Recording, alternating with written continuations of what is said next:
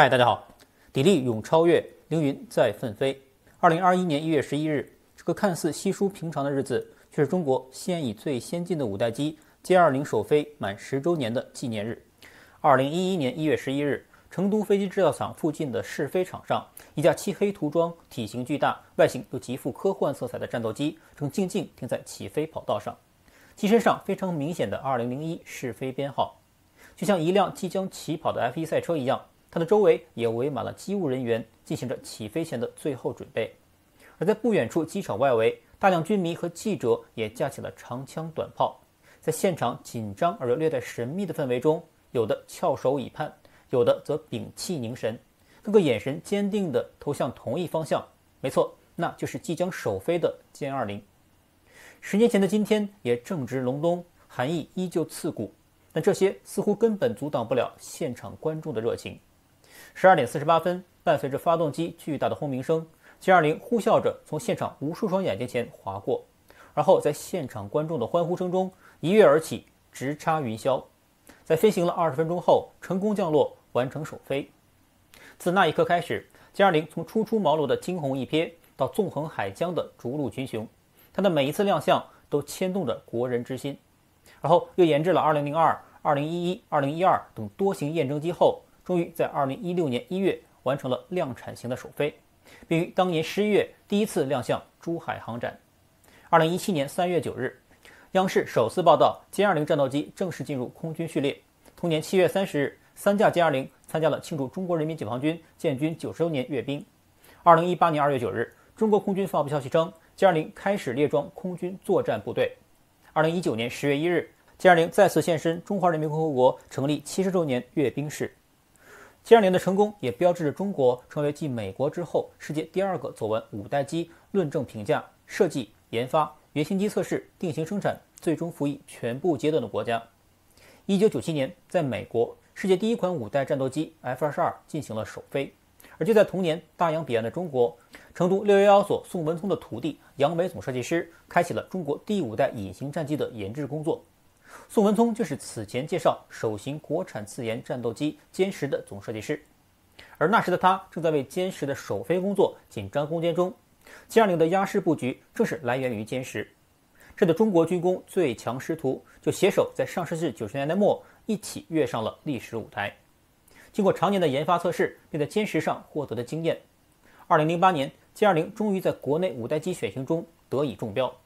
这里还有一个小插曲，就是在2009年首架歼20技术验证机制造出来后，空军一位副总司令可能由于过于兴奋，在接受央视采访时不小心说漏了嘴，将中国秘密研制五代机的消息透露给媒体。而随后局座奉旨出来忽悠，宣称中国没有在研制五代机，只不过是在做歼10改罢了。战忽局的工作做的可是相当到位啊！当然，歼20自服役以来最饱受诟病的当然就是其发动机了。没错，最初服役的歼20还只能搭载俄罗斯的 AL31发动机。不过，刚刚也就是前几天1月5日，空军发布的宣传视频中展示了一架装备了隐身构型涡扇10太行发动机的歼20起飞的镜头。而这型太行取代了此前的涡扇10B，被称为涡扇10C，采用了锯齿构型，增加了后半球隐身性，而且采用全权限数字控制技术，推力比涡扇10B有所增加。虽然并非传说中的涡扇15，但暂时已经可以满足歼20立项时制定的部分飞行指标。同时，这也是空军首次证实有装备国产发动机的歼20加入空军序列。那么，五代机歼20为什么重要？关注度又为何如此之高呢？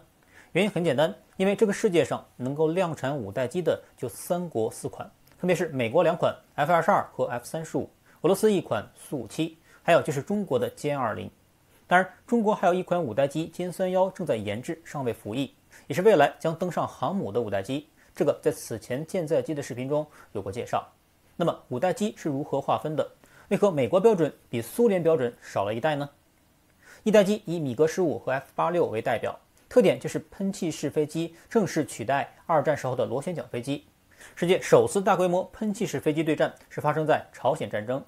正是由于这一代美国并没有把 F-86计算在内，是从 F-100开始，所以美国对于级别的称呼就比苏联少了一代。当然，也有说法是苏联将可变后掠翼的米格23单独列为一代，所以才比美国多了一代。二代机米格19和 F100，特点就是以超音速为特征。我国以米格19仿制的歼6就属于这一代。三代机代表为米格21、米格23和 F104、F4，以航电系统为特征，速度提升到2倍音速，导弹和火控系统也日趋成熟。我国在米格21基础上研制的歼7、歼8也属于这一代。四代机大家更为熟悉，如苏27、米格29和 F15、F16，由于采用空气动力学优化外形设计、复合材料等等，所以以高机动性为特征。我国的国产歼10和歼11 B 都属于这一代。五代机以 F22、F35、歼20、苏57为代表，世界上能达到这个级别的就这4架，国家就是中美俄。特点就是 4S 性能、超隐身性、超音速巡航、超机动性和超信息化。好，战斗机分代我们搞清楚后，接下来就来看一下世界各国所装备的最优秀的战斗机。首先来看五代机，俄罗斯的苏57。苏57原型机叫 T50，早在2010年进行首飞，比中国的歼20早了1年，但直到2019年才投入批量生产。俄罗斯军方也证实了苏57即将服役的消息。第一批苏57一共76架，交付时间将持续到2028年。但2019年12月的时候，第一架量产苏57却意外发生了坠毁，也为其后期服役蒙上了一层阴影。但无论如何，俄罗斯在航空动力上的成就还是不容小觑的，技术积累并不少，所以也成为世界上仅次于美国和中国第3个有能力研制并生产五代机的国家。这就吸引了雄心勃勃的印度与之合作，来共同研制苏57。印度的想法很简单，搞五代机的国家本来就3个，加入合作既能优先打折购买，又能学到五代机技术，能从俄罗斯这个超级军事大国学到哪怕一点点五代机技术，也是赚到了。但令印度万万没想到的是，还真是一点点都没有学到。俄罗斯拉印度进来，只是想让印度人花钱，技术核心怎么可能分享给外人？这跟美国在 F35项目拉了一堆国家来合作共同研发一样的道理。然后随着合作的深入，印度除了五代机技术没有学到之外，还发现苏57的隐身性能不尽如人意。如果一款飞机无法做到隐身，即使其他方面再强大，也只是一架4代机而已。所以印度在花了巨额学费和打了一轮酱油之后，果断止损，退出了该项目。没错，印度发现的也确实是苏57最大的问题，就是其隐身性。早在上世纪，俄罗斯在隐身战斗机开发上就一直落后于美国，所以另辟蹊径，提出了等离子隐身技术来开发五代机。其中米格 1.44 和 S37 就是为这项技术量身定做的。但好景不长，由于各种原因，最终纷纷下马，最终只留下 T50。而 T50 的隐身性能甚至还不如前两者。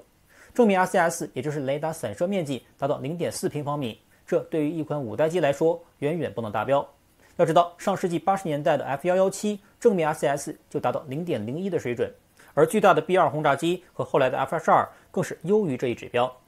而中国的歼20即便外挂副油箱， RCS 依旧比苏57小得多。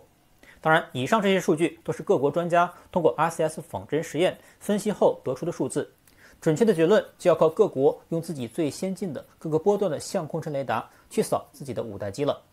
至于真实数字到底是多少，谁也不会告诉你。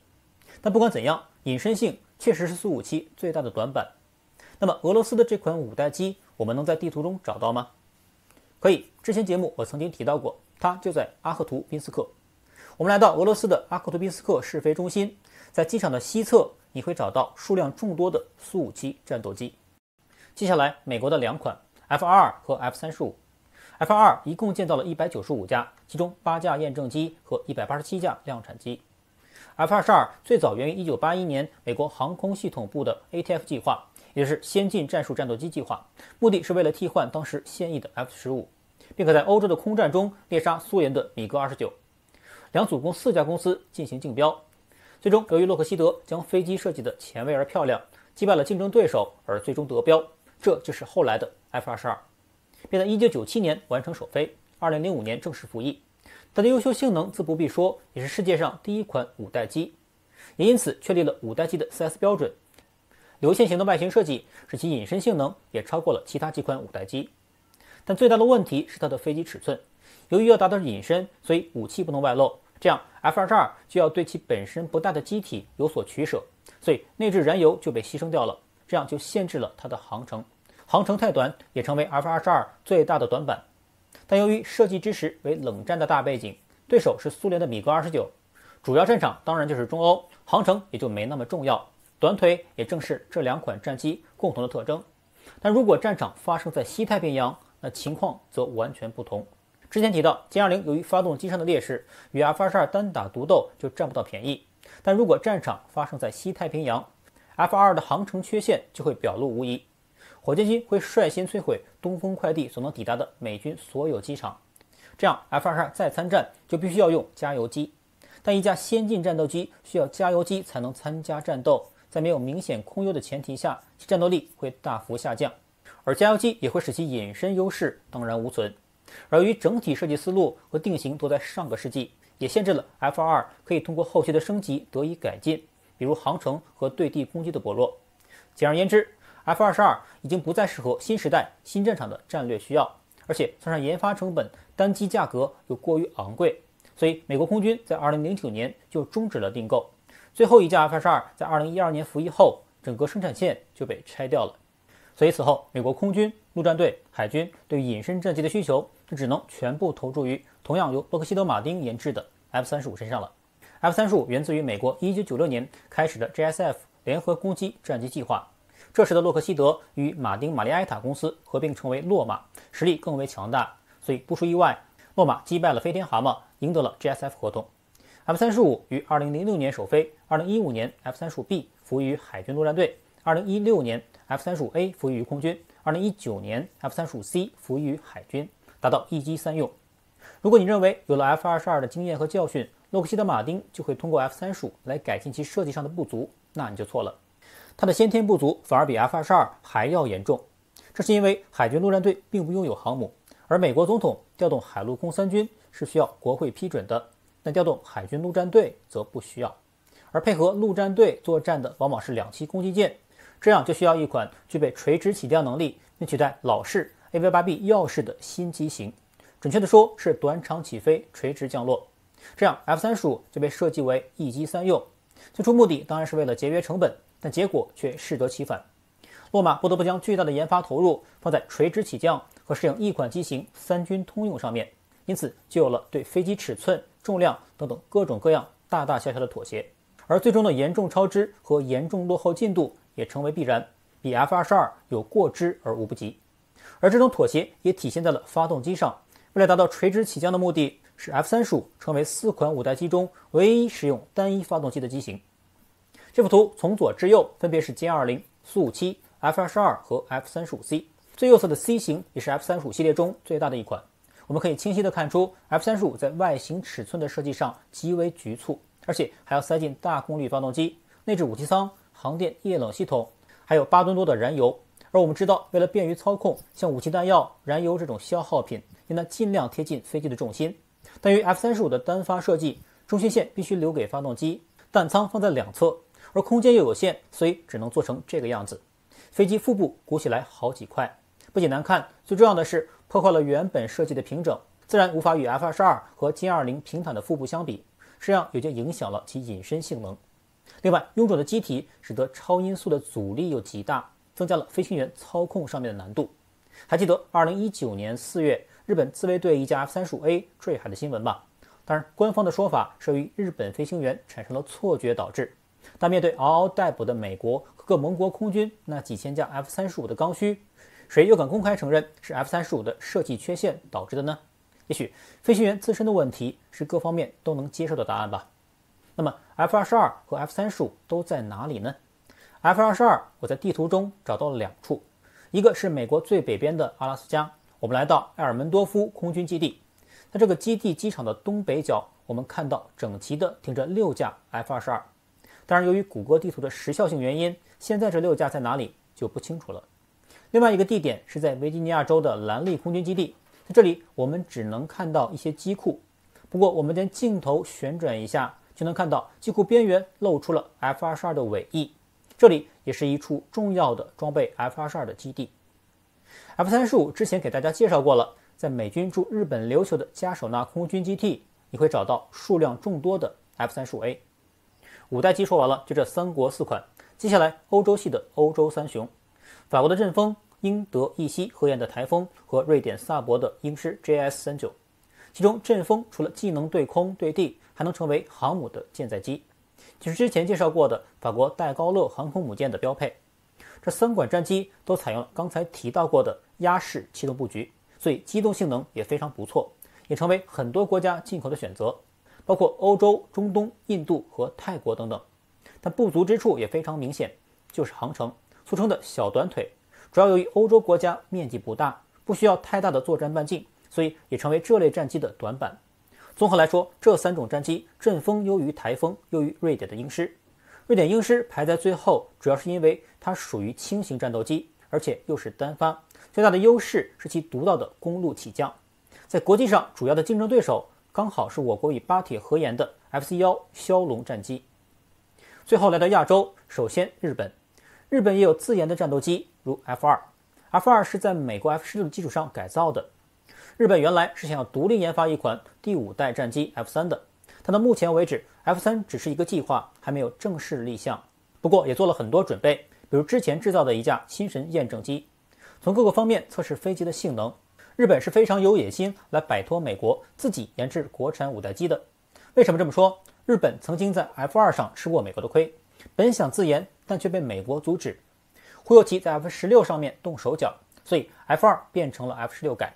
美国对其所谓的盟友，简而言之，必须要做到完全可控，所以这个 F16改性能反而不如美国的 F16，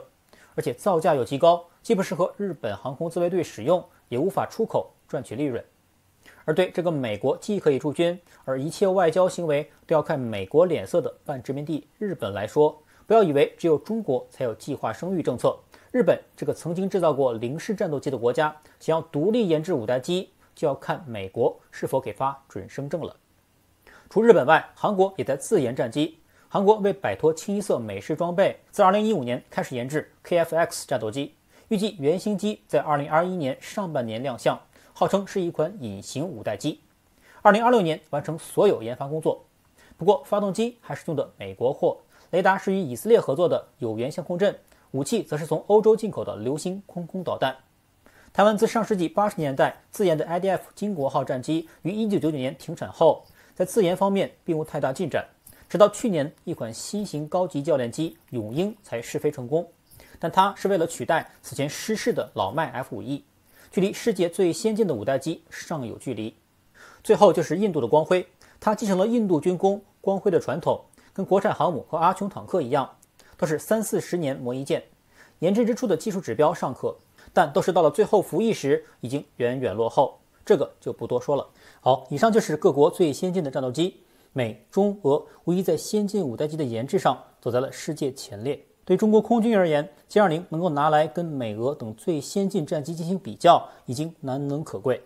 它的成功无疑标志着中国军工具备了从原来只能仿制，到现在可以自研世界优秀战机的能力，其意义非常重大。一个大国的崛起，单从经济上是不够的，军工的发展壮大也是其不可或缺的一环。好，那本期视频我们就录到这里，我们下期视频再见。